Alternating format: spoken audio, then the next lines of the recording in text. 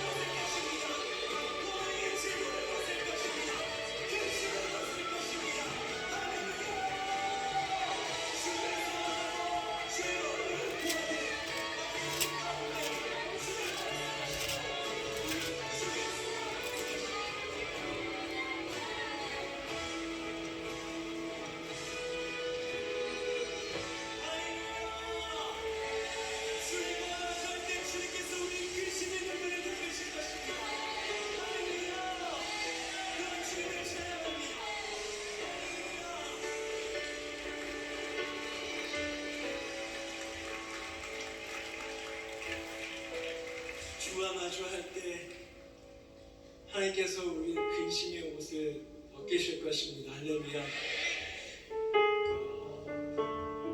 얼마 살지는 않았는데 참 하나님에 대한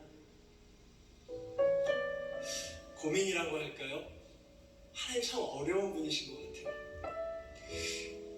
믿음으로면 모든 것을 다 견딜 수 있고 신앙으로 모든 것을 다 이겨낼 수 있다고 그 배움을 따라가지 못하는 저를 볼 때 굉장히 낙심하거든요. 근데 그런 주님께서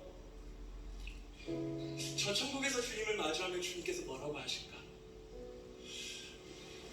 너무나 많이 잘 듣고 여러분들 그 대답을 원하시겠지만 네, 맞습니다. 주님께서 참 수고했다라고 말씀하실 것 같아요. 여러분 믿으세요? 그러면서 우리가 입고 있는 이 근심의 옷, 이 고뇌의 옷 주님께서 벗겨주시지 않을까요? 이 세상을 살아갈 때 사단은 우리를 계속 두려움으로 자극합니다. 실은 저에게 날마다 그러거든요. 어렸을 때부터 신앙생활하고 믿음의 가정에서 태어나서 하나님 어떤 분이라고 많은 것을 알았지만 저는 하나님을 오해했습니다. 하나님께 조금이라도 잘못하면 하나님께서 바로 저를 생명책에서 지워버리실 줄 알았어요. 그런데 그 마음이 하나님이 주시는 마음이 아니라 사단이 주는 마음이더라고요. 세상에서 사단은 우리를 계속 자극합니다. 차라리 하나님 안 계신다고 말하면 좋겠는데 이렇게 자극하는 것 같아요. 네가 어떻게 하나님 믿어? 너 안 돼. 다른 사람 봐. 너보다 믿음이 좋으니까 저렇게 잘 살잖아. 여전히 형편없는 제 삶을 보면서 사단이 존재할 때 하나님께서 이렇게 말씀하시는 것 같아요. 그 두려움의 자극에서 머물지 말고 사랑이 나에게로 나와. 여러분 믿으세요? 그래서 오늘도 우리는 주님을 예배할 수 있습니다. 두렵지만 떨리지만 하나님 떨리는 마음으로 우리가 하나님 앞에 나아갈 수 있지만 결국은 하나님께서 우리를 사랑으로 나가라고 하십니다. 그 마음을 들으시는 주님, 우리의 간곡함을 들으시는 주님, 여러분 믿으십니까? 그런 주님의 마음을 다해서 한 번 더 같이 노래하겠습니다.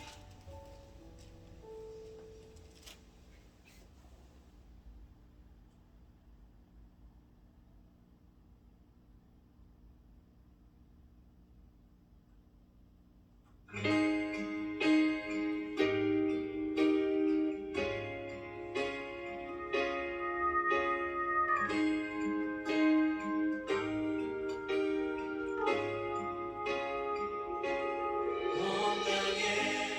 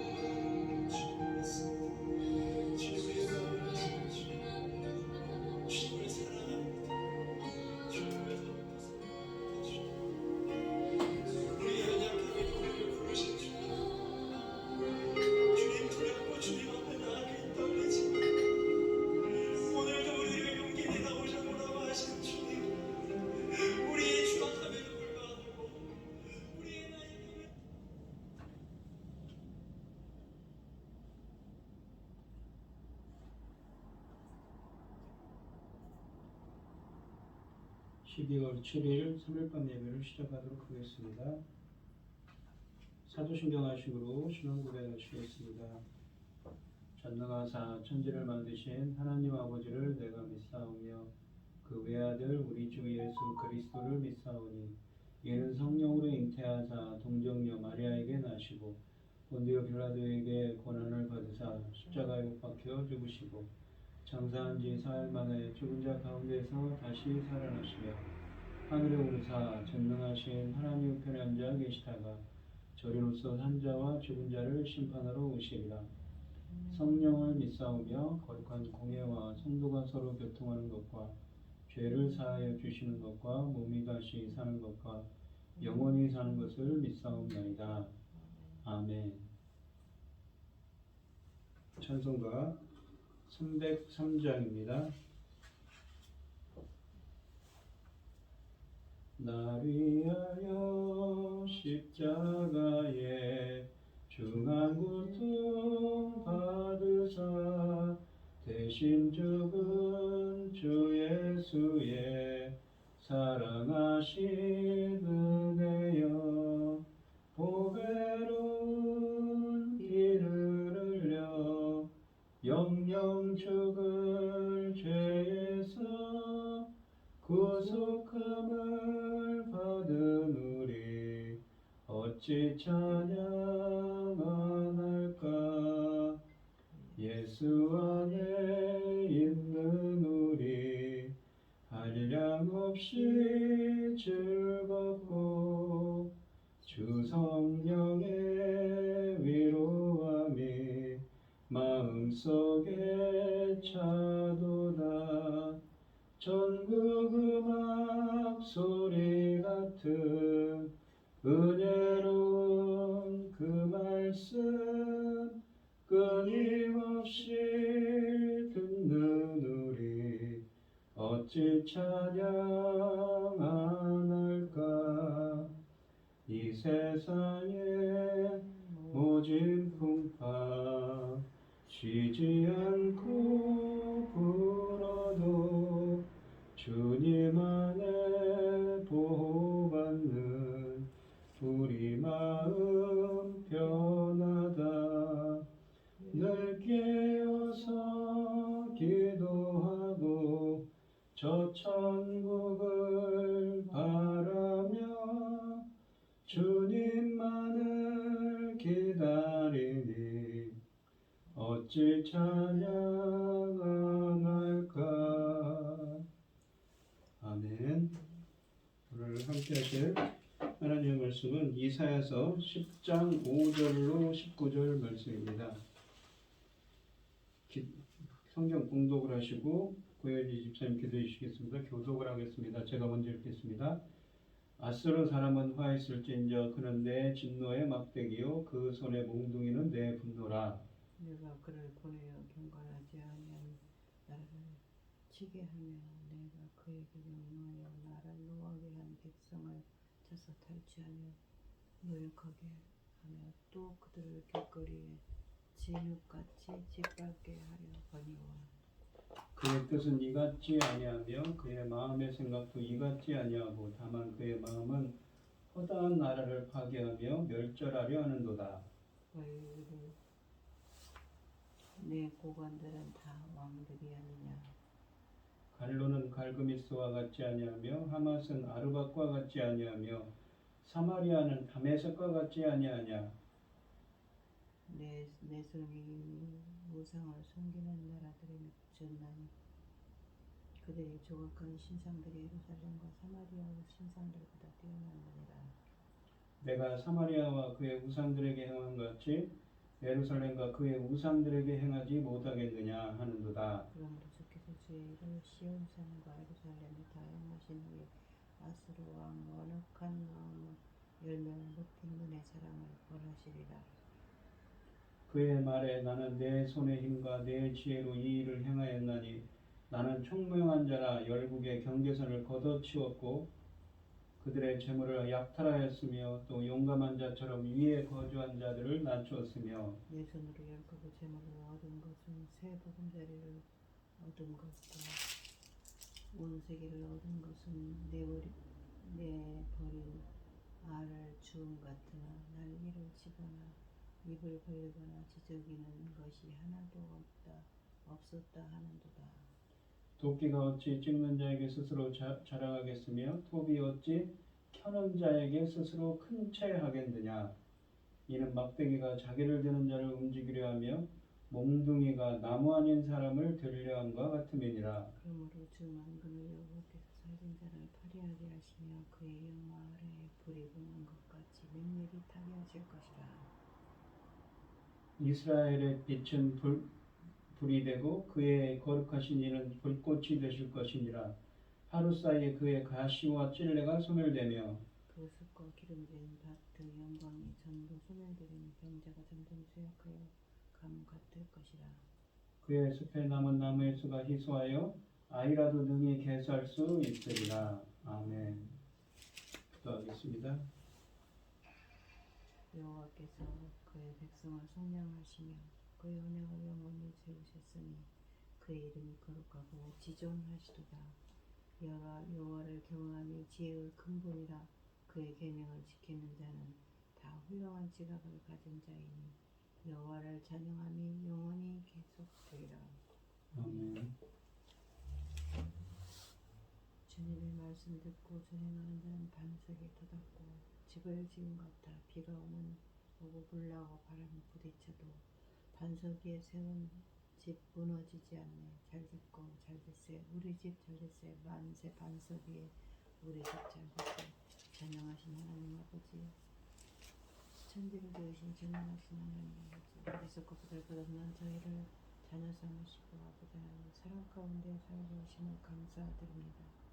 혼란스럽고 어지러운 이 세상의 수도 시간 하나님께 예배드릴 수 있도록 인도하셨으니 감사합니다. 전능하신 하나님 아버지, 지금은 아주 중요한 시대, 새로운 새 시대를 아버지께서 날마다 열어가라고 말씀하시는데 바로 열매 거둘 새 시대입니다. 이 열매 받을 새 시대에 아버지 하나님 열매 거둘 말씀을 준비한 당신의 사랑하는 종을 다한 새 단에 세우셨으니 참으로 감사합니다. 이 말씀이 얼마나 귀한지 아버지 하나님 상상을 초월하는 천금 같은 말씀이지 않습니까? 이 귀한 말씀으로 하나님 기뻐 받으실 그리스도 신부들이 넉넉히 나와야 할 텐데 아버지 하나님 코로나로 여러 가지 핑계가 많이 있지만 아버지 하나님 앞에 부끄럽습니다. 전능하신 하나님 아버지, 우리는 아버지 하나님 말씀과 하나님 그 기뻐하시는 삶 외에 다른 것을 아버지 하나님 다른 것이 중요하지 않습니다. 천금 같은 귀한 하나님의 사역 잘 감당하고 아버지 앞에 갈 수 있도록 도와주시옵소서.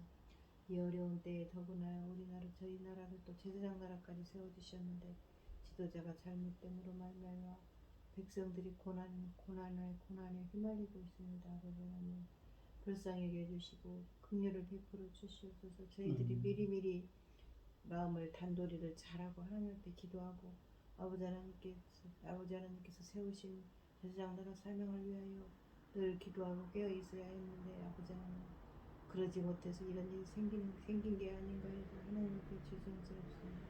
전능하신 하나님 아버지 긍휼을 베푸시고 어려운 가운데 있는 이 나라를 지켜주시옵소서. 아버지 기뻐하신 뜻이 이루어질 수 있도록 도와주시옵기를 간절히 원하옵고 억만 죄악 가운데서 구원해 주신 우리 주 예수 그리스도의 이름으로 기도드리옵나이다. 아멘. 오늘 본문 말씀의 제목은 오만과 착각입니다. 지난 시간에 썼던 9장 8절로 10장 4절 말씀에 북위 이스라엘이 멸망할 것이라는 예언의 말씀처럼 오늘 본문도 이 아스로 역시 교만으로 멸망할 것을 말씀하고 계십니다.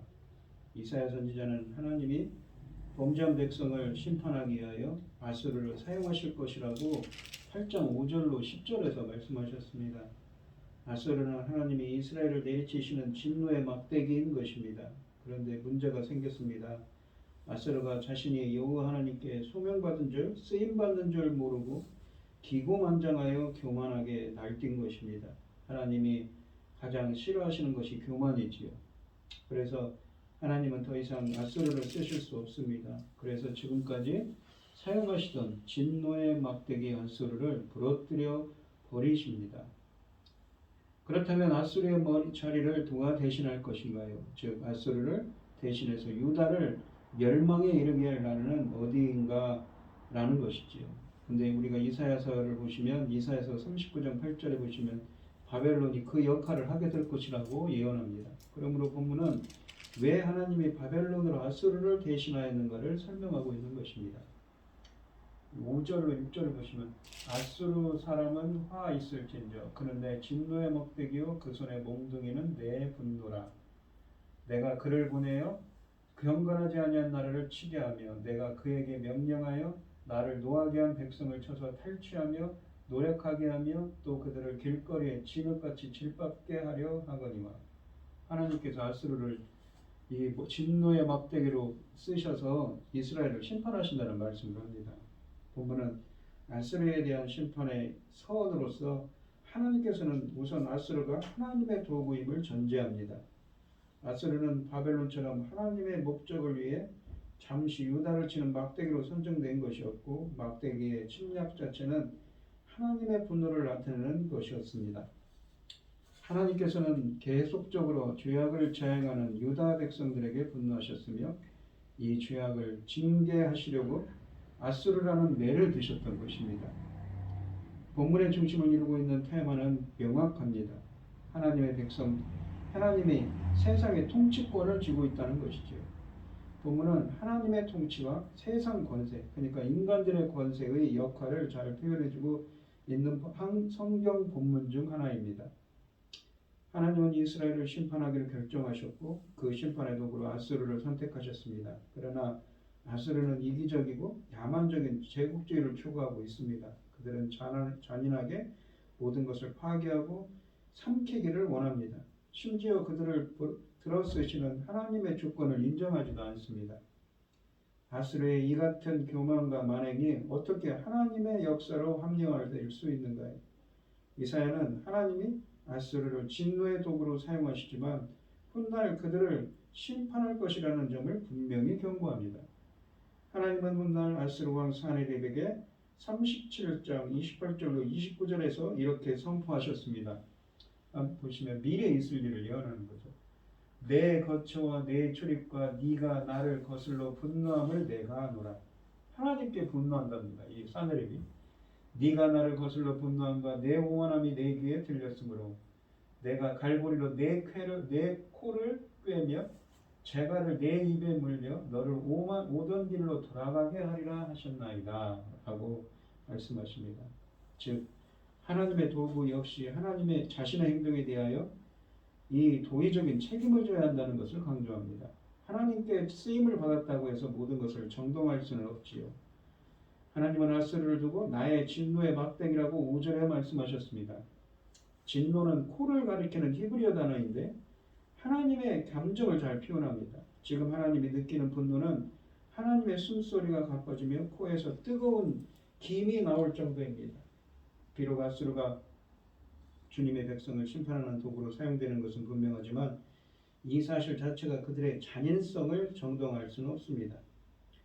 하나님이 자기 백성을 심판하실 때 기쁘고 즐거운 마음으로 행하신다고 생각하면 우산입니다. 그의 백성들이 징계를 당할 때마다 그의 눈에는 눈물이 고여 있다는 것이지요. 선지자들의 일반적인 가르침이기도 합니다. 그럼에도 불구하고 아수르가 하나님 여호와께서 이스라엘을 치시는데 사용하신 도구라는 우리 5절의 말씀을 어떻게 이해할 것인가요? 하나님께 사용된다고 해서 모두 경건하거나 선한 것은 아닙니다. 하나님은 때로는 자신의 뜻을 이루기 위해 의인도 쓰시고 악인도 쓰시고 경우에 따라서는 마귀도 사용하실 수 있습니다. 많은 경우에 하나님은 악인을 들어 악인을 치기도 하십니다. 그러나 하나님이 사용하시는 도구가 주님의 계획을 초월해서 만행을 저지를 때에는 그 도구 역시 분명히 하나님께 심판을 받게 될 것입니다. 우리는 예수님의 이름으로 귀신을 쫓는다고 모두 예수님의 제자가 아니라는 사실을 우리는 기억해야 합니다. 또한 이스라엘을 짓밟는 아수르는 막대기에 불과하고 그 막대기를 들고 있는 분은 바로 하나님이십니다. 막대기는 드는 사람이 없으면 무용지물입니다. 그렇다면 징계를 받는 사람들은 누구를 두려워하는 누군가요? 아수르가 아니라 바로 그들을 사용하시는 하나님을 두려워해야 되겠죠. 그러나 이스라엘은 지금 그들의 눈에 보이는 침략자 아수르를 두려워할 뿐 보이지 않는 곳에서 그들을 조종하시는 하나님은 두려워하지 않고 있습니다. 하나님께서는 이 아수르를 사용하여 이스라엘을 공정하게 심판하기를 원한다고 6절에 말씀하십니다. 이 구절은 처음부터 끝까지 모든 것이 하나님의 역사임을 강조합니다. 하나님께서 아수르를 한 나라 이스라엘에 보내셨습니다. 여호와께서 그에게 명하여 경건하지 않고 하나님을 화나게 하는 백성을 치게 하셨습니다. 여호와께서 그들의 노략과 약탈을 허락하신다고 합니다. 여호와께서 이름이 이들이 이스라엘을 진흙 밟듯이 밟도록 하시겠다고 하는 것이죠. 즉 처음부터 끝까지 하나님의 계획과 허가 아래 이루어졌음을 강조하는 표현입니다. 이스라엘 사람들은 아수르 사람들보다 더 야만적이고 가증스러운 사람들은 없을 것이라고 생각했습니다. 그러나 이사야는 하나님이 그 야만적인 아수르를 사용해서 야만적이고 가증스러운 이스라엘을 치고 계심을 담대하게 전하고 있습니다. 7절부터 11절 말씀을 보시면 그의 뜻은 이같지 아니하니 그의 마음의 생각도 이같지 아니하고 다만 그의 마음은 허다한 나라를 파괴하며 그라는 게 누구니까 아수르죠. 멸절하려 하는도다. 그가 이르기를 내 고관들은 다 왕들이 아니냐 갈로는 별그리스와 같지 아니하며 하맛은 아르밧과 같지 아니하며 사마리아는 다메섹과 같지 아니하냐 내 손이 이미 우상을 섬기는 나라들에 미쳤나니 그들이 조각한 내 손이란 건 누구입니까? 바로 이 아수르가 그렇게 얘기한다는 거죠. 그들이 조각한 신상들이 예루살렘과 사마리아의 신상들보다 뛰어났느니라. 내가 사마리아와 그의 우상들에게 행한 같이 예루살렘과 그의 우상들에게 행하지 못하게 하느냐 하는도다 라고 되어 있습니다. 하나님이 아수르를 들어서 주의 백성을 벌하시는 일에서 이사야에게 문제가 되는 것은 아수르의 자세였습니다. 이 7절 말씀에 보시면 그의 뜻은 이같지 아니하며 라는 말은 하나님의 도구로 사용되는 아수르는 자신이 도구임을 망각한 채 교만하게 생각했다는 것입니다. 즉 하나님의 목적은 아수르로 이 유다를 침략하게 함으로써 유다를 징계하고 그 신앙을 바로잡고 싶었는데 바로잡게 하려고 했는데 이 아수르는 여호와의 이 같은 목적보다는 자기의 정복력을 추구하느라 교만하게 생각하고 있었다고 7절 하반절에 말씀하고 있는 것이죠. 아수르는 자신의 힘으로 모든 것을 행할 수 있다고 헛소리를 부리며 하나님의 계획보다 인간의 계획을 신뢰합니다. 겸손히 하나님의 도구로 쓰임받는 것이 아니라 교만을 떨며 자신의 위치를 망각하고 있습니다. 마치 이 모든 일이 자신의 능력으로 인해 일어난 것으로 착각하고 있는 것이지요. 7절에 보시면 그들은 제한된 범위에서 파괴를 하는 것이 아니라 닥치는 대로 파괴하고 정복합니다. 여호와께서 아수르를 도구로 활용하시려고 그들에게 파괴의 능력을 주셨는데 그들은 그 능력을 적절하게 사용하지 않고 남용하고 있는 것입니다. 그러나 하나님은 주님을 모르는 아수르에게 무엇을 기대하시며 어떤 기준으로 그들의 만왕을 심판하실까요? 문제는 무엇보다도 그들의 아수르의 교만이라고 8절부터 11절에 말씀하십니다. 8절에 보시면 아수르 왕은 자기의 능력을 교만하게 드러내고 있다고 하십니다. 아수르의 왕 사네립은 자신을 다른 나라 왕과 비교합니다. 나의 방백들은 다 왕이 아니냐라는 하는데 이 말은 아수르의 방백들은 군사적으로 정복국가의 왕 같은 힘을 갖고 있다라는 의미이거나 혹은 이 군사적으로 또는 왕들을 정복하여 신하가 되게 했다는 의미이기도 합니다. 실제로 아수르는 여러 속국을 갖고 있었으므로 왕 중의 왕이라는 칭호를 사용했다고 합니다. 그리고 결론 짓습니다. 싸울 만한 적이 없다고 9절에 말씀하십니다. 이 10장 9절에서 언급된 갈그미스와 아르밧, 이게 갈로는 갈그미스와 같지 아니하냐, 하맛은 아르밧과 같지 아니하냐 할 때 갈그미스와 아르밧은 티글랏빌레셀 3세가 주전 742년에서 738년 사이에 멸망시킨 도시들입니다. 그리고 이 다메섹은 그러니까 사마리아는 다메섹과 같지 아니하냐는 것은 이 비슷한 시기에 아람 에브라임 전쟁에서 아수르에 의해 멸망한 곳이었습니다. 다마스쿠스가. 이런 혁혁한 전과를 근거로 아수르는 자신의 계획을 신뢰하고 교만했던 것이지요. 아수르가 최북단에서 남쪽으로 사마리아까지 진군하는 모습을 그리고 있는 것입니다. 그들을 대적할 상대가 없을 뿐 아니라 사마리아에 대한 심판이 꼭 온다는 경고입니다. 자신들은 세상의 어느 왕보다도 막강하다고 자부하는 것이지요. 사마리아나 예루살렘도 우상을 섬기는 이방 나라들과 그리고 다름이 없다고 10절부터 11절에 말씀하십니다. 이 말씀에 예루살렘이 포함된 것은 이 메시지를 듣는 아하스 왕 시대의 사람들에게 커다란 충격이었을 것입니다. 선지자는 머지않아 유다가 아군으로 여겨 도움을 요청했던 아수르에 의해 삼켜질 것이라고 합니다. 여기서 선지자는 이스라엘과 유다의 우상 숭배를 조롱합니다. 아수르의 눈에는 이 나라가 저 나라나 다 같은 우상 숭배자들이라는 것입니다. 마르도 바알 등을 물리친 아수르에게 여호와는 또 하나의 무능력한 우상으로밖에 보이지 않았던 것입니다. 기가 막힌 일이죠. 이것이 현실입니다. 아수르는 하나님의 뜻과 다른 계획을 품습니다.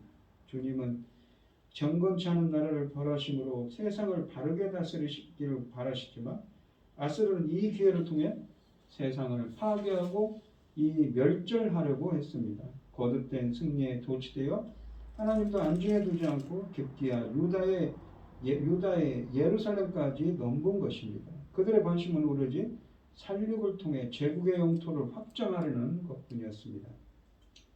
우리도 본문 말씀을 보시면 믿지 않는 사람들에게 하나님이 어떻게 보이시는가, 하나님께 어떻게 보이시는가는 이 믿지 않는 사람들에게 하나님이 어떻게 생각되는가는 우리가 세상에서 어떻게 사는가와 직접적인 연관이 있습니다.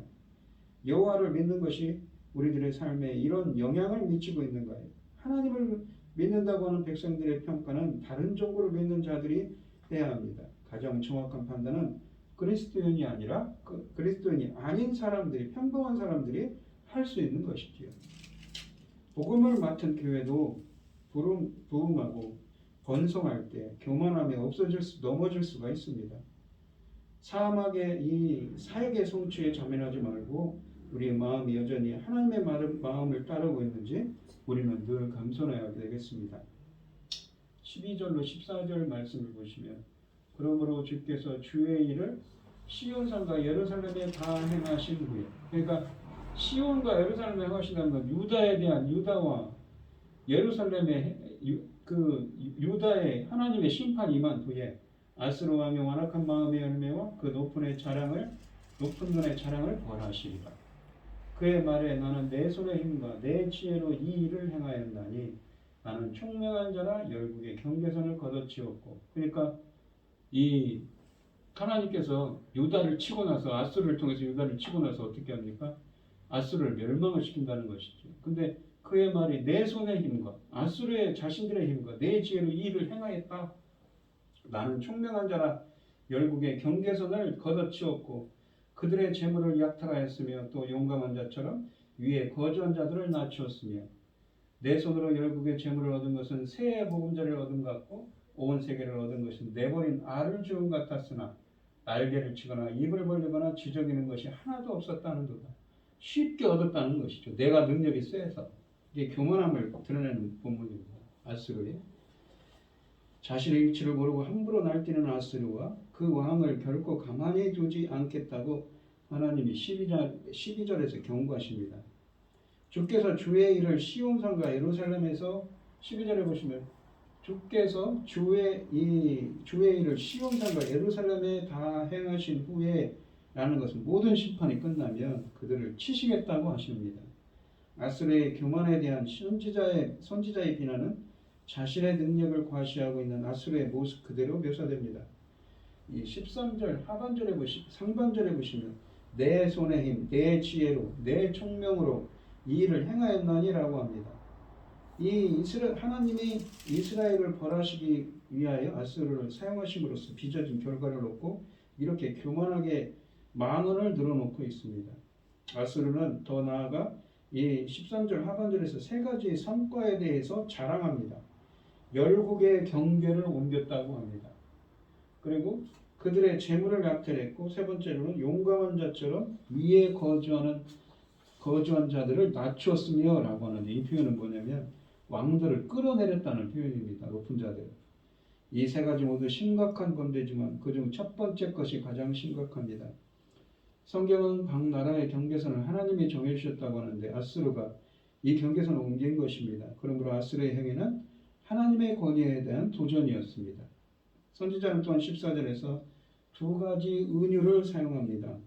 아수르가 어떻게 자신의 힘을 과시하고 있는가를 비교합니다.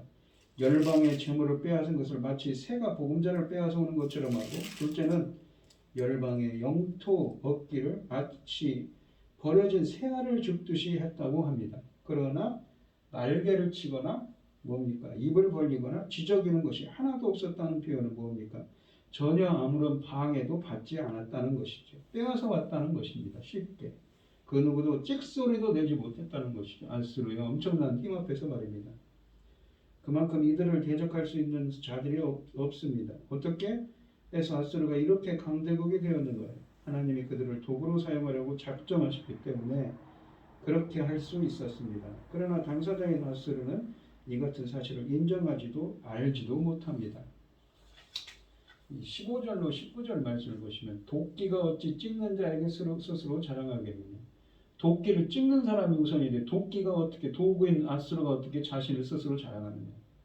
톱이 어찌 켜는 자에게 스스로 큰 치 하겠느냐. 이는 막대기가 자기를 드는 자를 움직이려 하며 몽둥이가 나무 아닌 사람을 들려 함과 같음이니라. 교만하다는 얘기죠. 자기가 뭔가 톱이나 자기가 그런 도구일 뿐인데, 그러므로 주 만군의 여호와께서 살진 자를 파리하게 하시며, 살진 자를 파리하게 한다는 것은 굶주림에 휩싸이게 하시며 그의 영화 아래 불이 붙는 것 같이, 불이라는 것은 하나님의 임재, 심판을 의미하죠. 맹렬히 타게 하실 것이, 맹렬히 타게 할 것이 이스라엘에 비친 불이 되고 그의 거룩하신 이는 불꽃이 되실 것이니라. 하루 사이에 그의 가시와 찔레가 소멸되며 그의 숲과 기름진 밭의 영광이 전부 소멸되리니 병자가 점점 쇠약하여 감 같을 것이니라. 쇠약하여 감 같을 것이니라. 그의 숲에 남은 나무의 수가 희소하여 아이라도 능히 개수할 수 있으리라 라고 하십니다.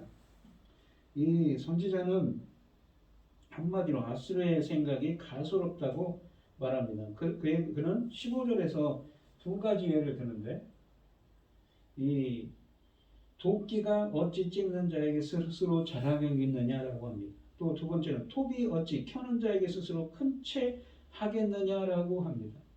아수르가 하나님 앞에서 거만한 것은 마치 막대기가 자기를 드는 자를 움직이려 하는 것과 같고, 이 몽둥이가 나무 아닌 사람을 들려함과 같은 어리석은 행동이라는 것입니다.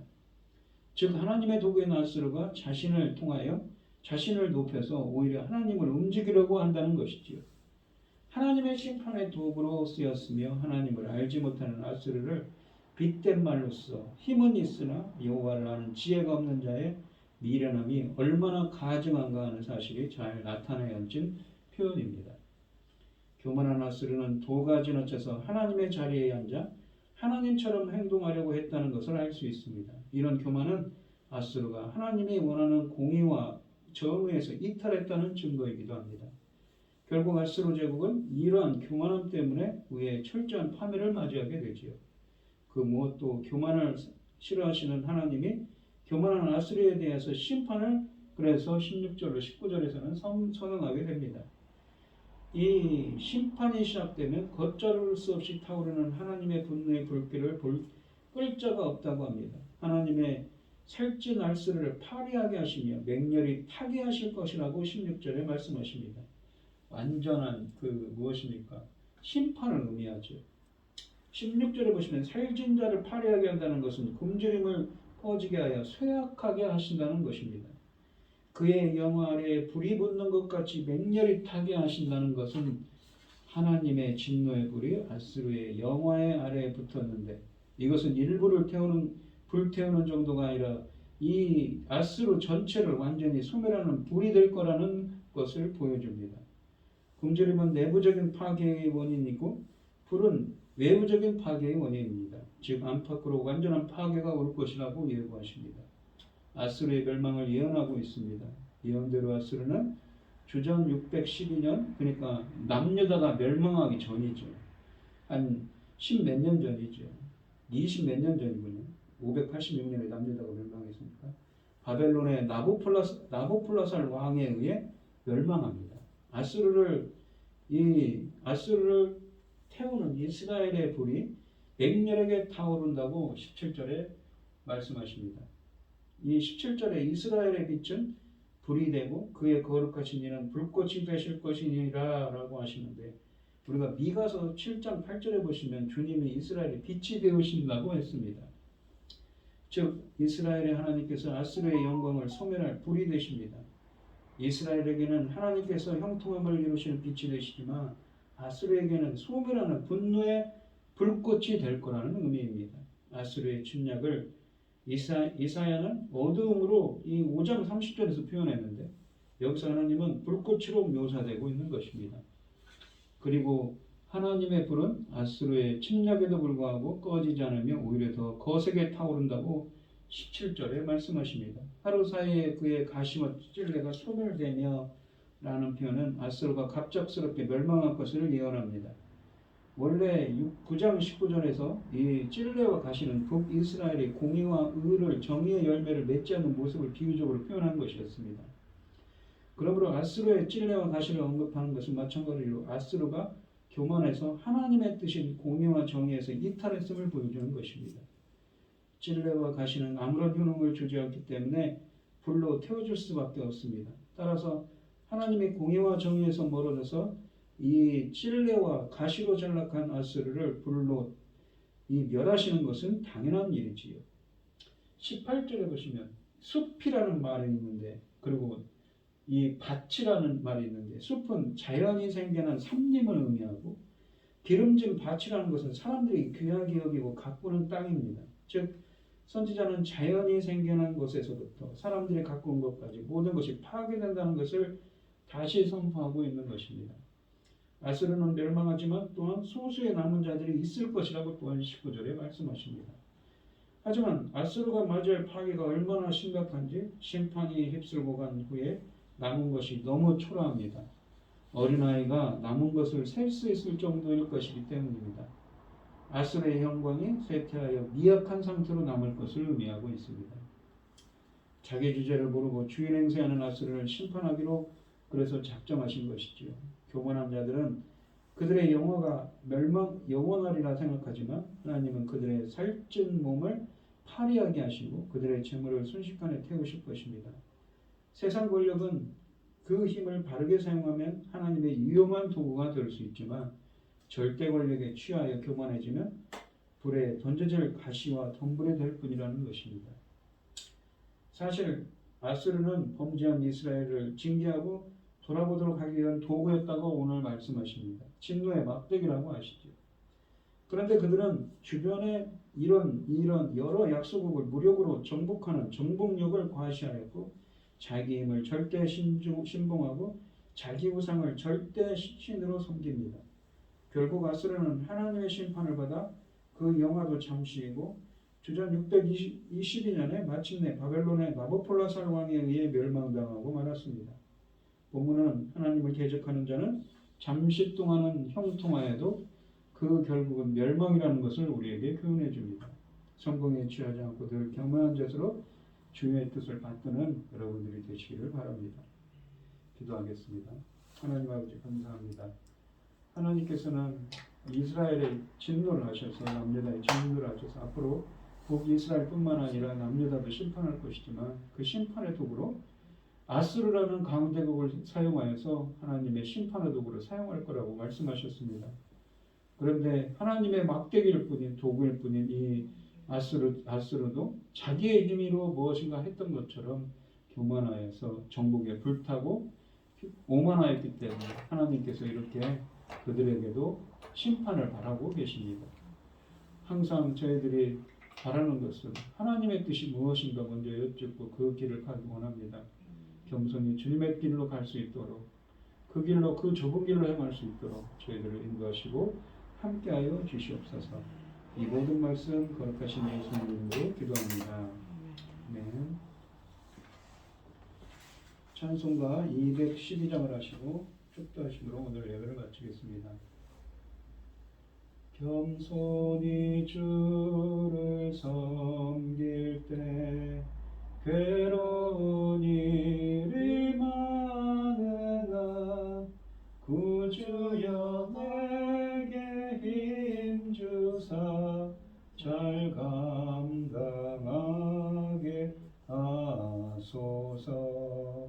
인자한 말을 가지고 사람을 감화시키며 갈 길을 잃은 무리를 잘 인도하게 하소서. 구주의 귀한 인내를 깨달아 알게 하시고 굳건한 믿음 주셔서 늘 승리하게 하소서. 장래의 영광 비추사 소망이 되게 하시며 구주와 함께 살면서 참 평강 얻게 하소서. 아멘. 이제는 주 예수 그리스도의 은혜와 하나님의 극진하신 사랑과 성령의 교통하심이 성도들 머리머리 위에 이제로부터 영원히 함께 있을지어다. 아멘.